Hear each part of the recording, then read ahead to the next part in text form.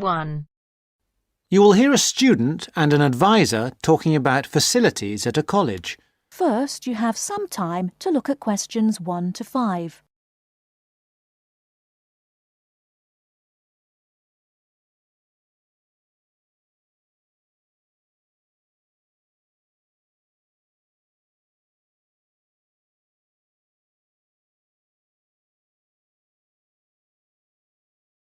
Now we shall begin. You should answer the questions as you listen, because you will not hear the recording a second time. Listen carefully and answer questions 1 to 5. Hi, I wonder if you could help me. I'm starting a course at Glenfield in a few weeks. I was just a bit worried about what facilities there will be and what I'll have to do. I'm especially interested in health and welfare stuff. Certainly. We normally send out a copy of our leaflet, Staying Healthy at Glenfield. I'm not sure why you haven't had it. Well, could you answer a few questions for me? Firstly, I'm wondering about how I get a doctor when I arrive. Well, you can register with the University Health Centre on North Campus. And do I have to pay for that? Not to register, but if you have to get medicines, there's a prescription charge of £6.50. Okay. Well, I'm not planning to get ill. That's only going to arise if I have any problems. So, should I just go along when I arrive? That's what we recommend for peace of mind, but it's not compulsory, and if you don't live inside the catchment area, you can't in fact register there. Where do you live? Well, at the moment I'm staying at the Backpackers Hostel in Hill Street, but I will be moving from there shortly, somewhere nearer. Well, there's a map at the centre which shows you the area that the university practice can accept people from. It's what we call the yellow zone. If you live outside that area, you have to find another medical centre to register with. It sounds like I'll only qualify after I move. I think you might be right. Then, in addition to the health centre, there's a free counselling service for all students situated on the North Campus. You don't have to register. They also have drop-in sessions. I say it's free, but that's only for up to 8 sessions. Beyond that, they normally refer people elsewhere. Sounds serious. Well, it's not just for big problems. People go there for advice on housing, workload, whatever, really. They can even arrange financial help. Is it confidential? Absolutely.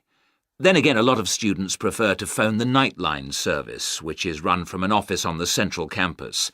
They don't really encourage people to drop in. I see. So it's basically a free phone line. The number, if you want to make a note, is 0900 762 5913. I'll say it again. 0900 762 5913. Fine. Well, I hope I won't need any of these. What I will want is access to some gym facilities. Right. Well, you'll find those on the South Campus in the Sports Centre. It's great, but it's not free. You have to present your student card and pay a fee of £22 to get a pass. But that will last you for the whole year. Before you hear the rest of the conversation, you have some time to look at questions 6 to 10.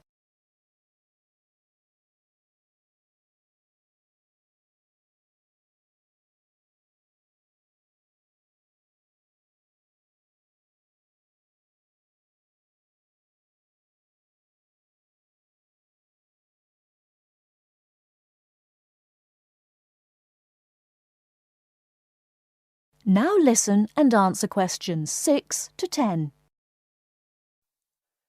Is this information on the website? I'm afraid not.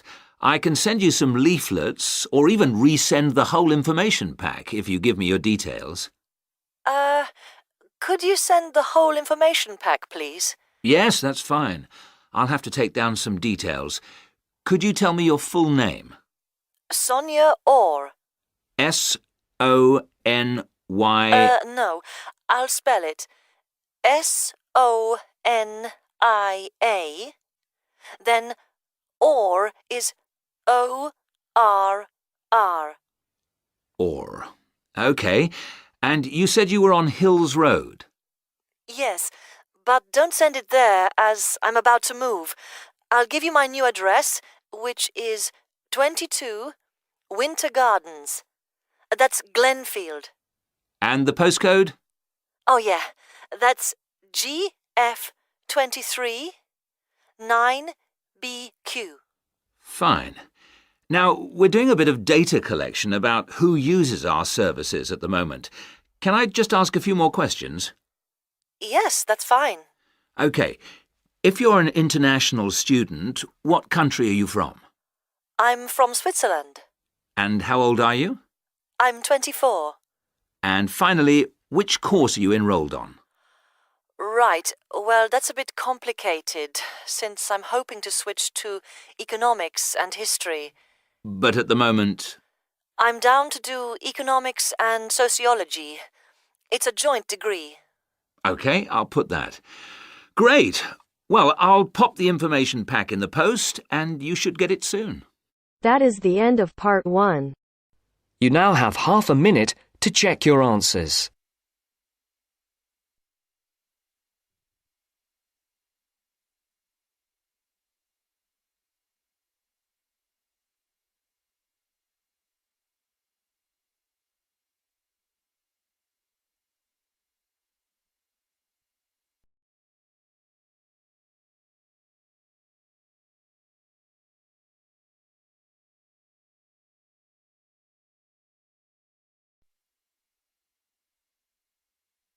Now turns to part 2.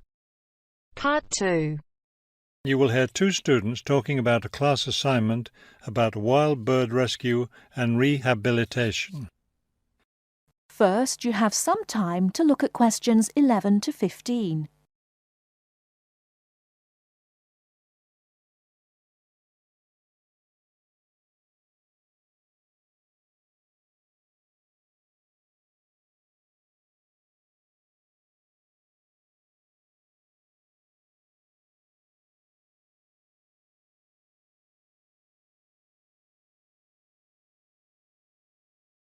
Now, listen carefully and answer questions 11 to 15.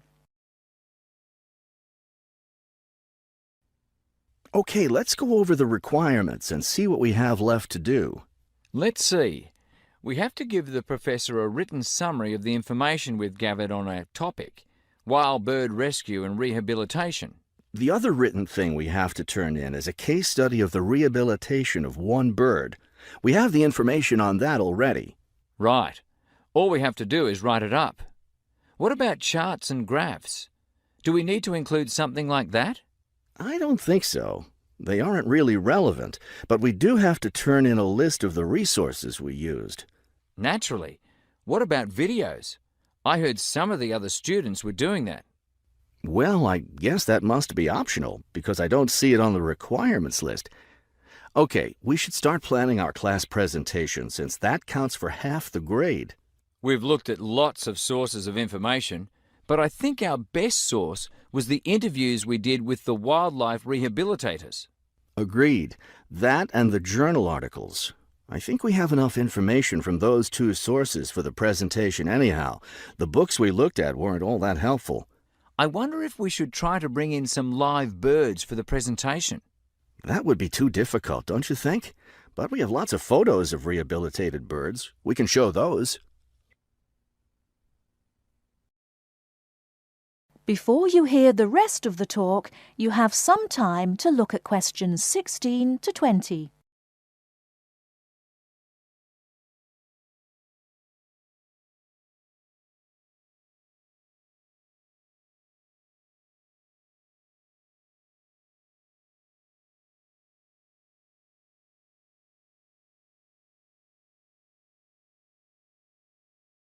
Now listen and answer questions 16 to 20.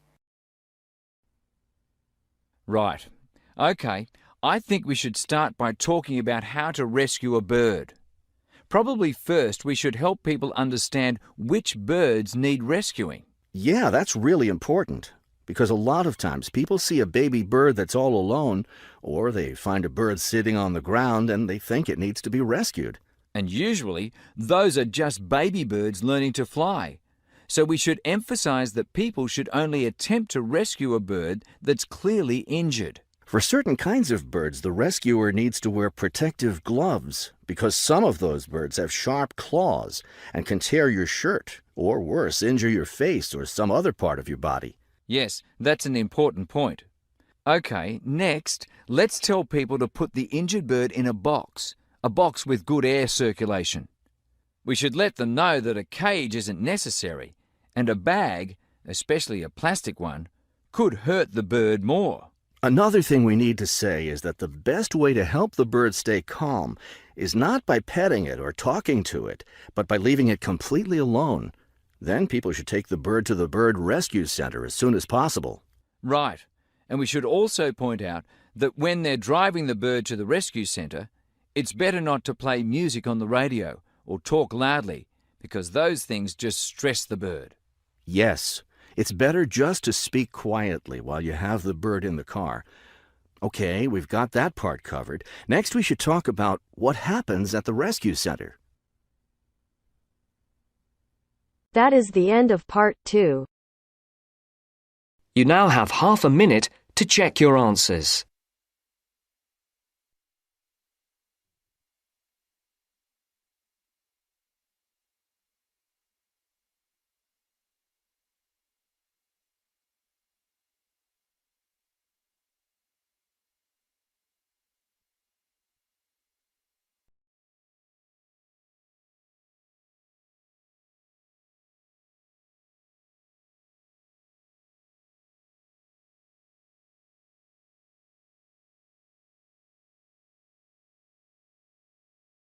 Methods course. A girl called Leela and a boy called Jake having a seminar with their tutor. Now you have some time to look at questions 21 to 24.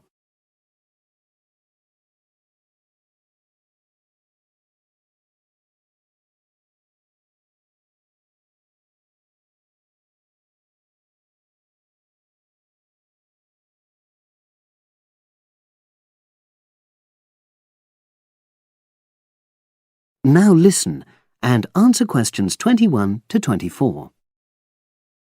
So the task I gave you both was to choose an article about a small-scale research project. Yes. You were then required to try to reproduce the research procedures in your own context, i.e. try it out for yourselves. Yeah, and that's what we've done. Great. So I'd like you to tell me a bit about the article and why you chose it. Well, the article's written by 2 university lecturers who had started using crosswords to help their students revise terminology for exams. And the crosswords were designed and set on computers. And we selected the article because, well, it seemed an accessible topic, even though we weren't familiar with the technique. You know, using IT to design crosswords for higher education. That's a good reason. So these lecturers wanted to see how well this innovation was received by their students. Yes. So how did you go about reproducing the research? Well, we drew up a list of terms from one of our own modules and designed a crossword for revising these terms. Then we asked our classmates to try out the crossword and give us feedback, their opinions on how they felt about using the technique. Was it easy to find participants? It wasn't easy at first, but then we convinced them that by taking part in the research, they were actually benefiting themselves by preparing for an exam, which is coming up later this term. And it worked. Good. So how did you find out what the students thought about doing the crosswords? A questionnaire. The original article used a 2-page long questionnaire.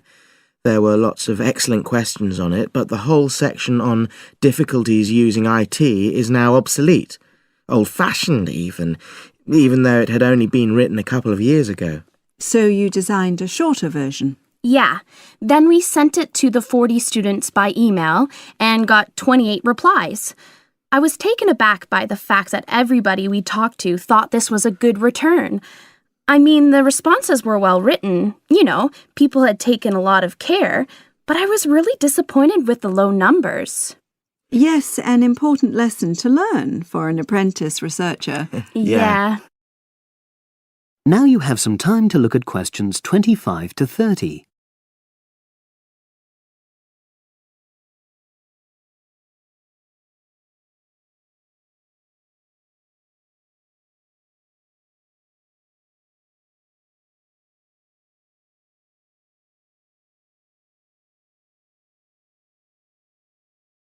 Now listen and answer questions 25 to 30.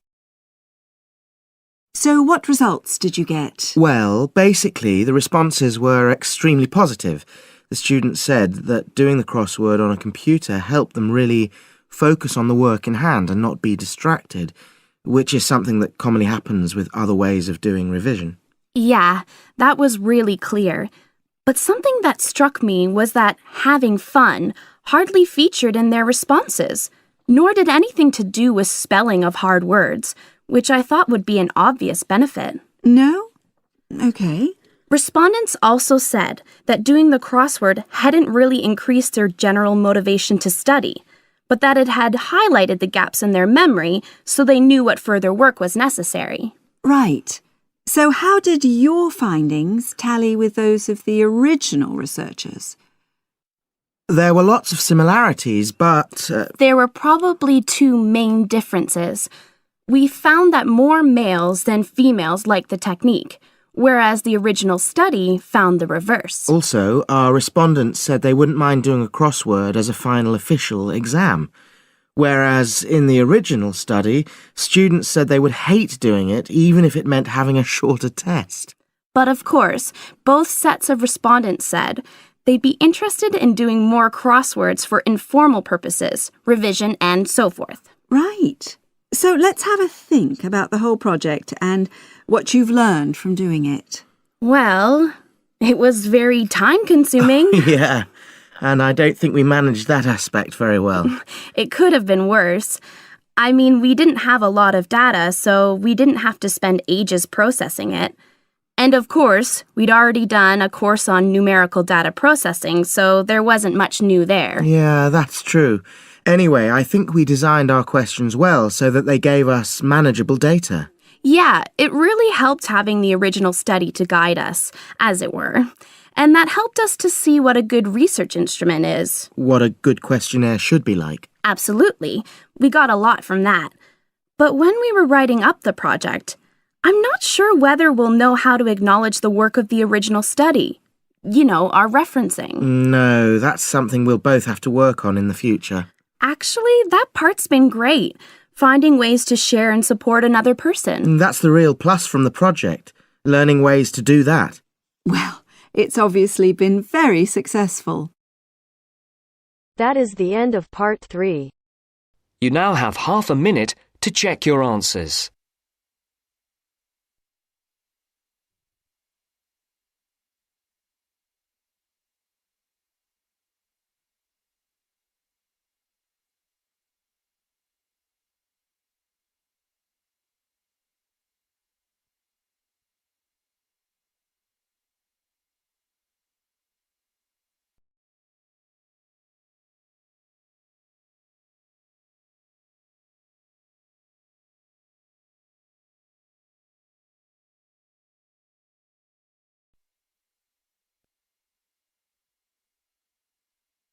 Now turns to part 4. Part 4. You are going to hear a lecture given by a tour agent. First, you have some time to look at questions 31 to 40.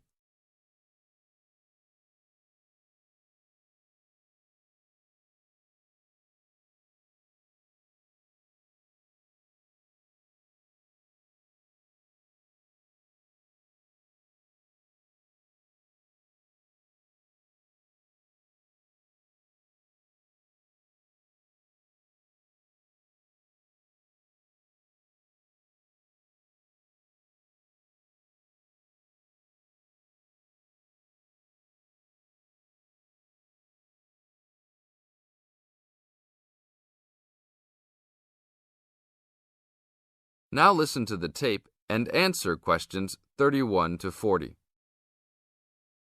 Welcome to Hawaii Tour Agency. Let me tell you a little about a special package we have going on this week.